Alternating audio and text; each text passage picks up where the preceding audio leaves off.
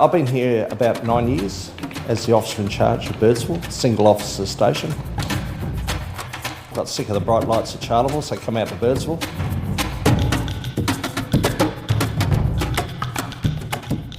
There's the Birdsville bakery over there. That's the police station down there. Like most police officers, Senior Constable Neil McShane is familiar with his beat, but few could match the scale of his patch. I'm a police officer in 3 states, Queensland, Northern Territory and South Australia. It's overall the size is probably about the size of the United Kingdom. There's not much in it though. A lot of camels, a lot of rocks, a lot of sandhills. His must truly be the long arm of the law, sitting as he does on the edge of the Simpson Desert. Issues happen from time to time, but by and large it's a really good community. In fact, the Birdsville Watch House hasn't had a guest in 4 years. But that doesn't mean the senior constable's complacent. Because it's a remote area, it doesn't mean there's going to be no crime here. And there could be serious crime here. You know, just look at that Peter Falconio murder in the Northern Territory. So you're always on the lookout for suspicious people coming to town. Birdsville has a permanent population of just 115, among them Peter Barnes. Hey Pete, how you going, mate? Another busy day in Birdsville? In this unforgiving territory, the local mechanic acts as vital backup. No, you do a good job, mate.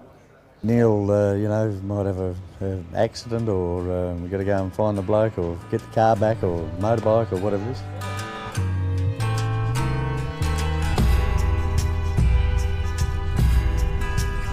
The closest police officers from here are still quite a distance away. There's one 750 kilometres to the west at Culgara, one about 520 kilometres to the south at Maree. There's one about 390 kilometres to the east at Windora, and one slightly closer to the north about 200 kilometres at Baduri.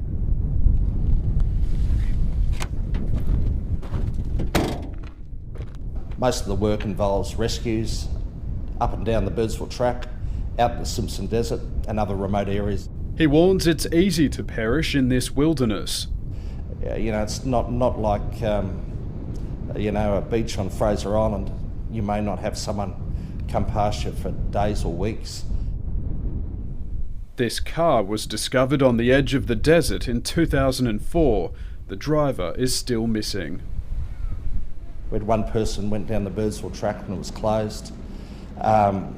He got bogged, which was obviously going to happen because the road was closed due to water.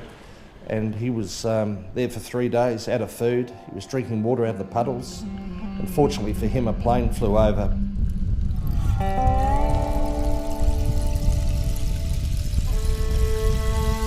In 2009, the senior constable braved a dust storm that would go on to blanket Sydney to find a driver who'd come to grief on a sand dune. You went over some sand hills and you couldn't see in front of you. It took us ages and ages to get there. Fortunately, we got there, he'd rolled his car, and apart from a bump on the head, he wasn't too bad. Sometimes survival in the desert is just good luck. That same year, a Chinook on a training exercise appeared as if from nowhere and was promptly requisitioned for a remote rescue. It's just part of your duties. It's what you sign up for, what you get paid to do. At home in Birdsville, the officer's wife also knows what it's like to be commandeered for the cause. It's quite exciting. You never know what is going to be on the end of the line when you pick up that phone. But the couple's time here is fast running out. The senior constable's 60th birthday is looming, along with enforced retirement, and he's not entirely sure he's looking forward to it. But I've done 10 years and that's not a bad stint, and probably, it is time to move on and let a younger person take over. Will you miss it? Yeah, I will. Obviously I will, because, you're part of the community.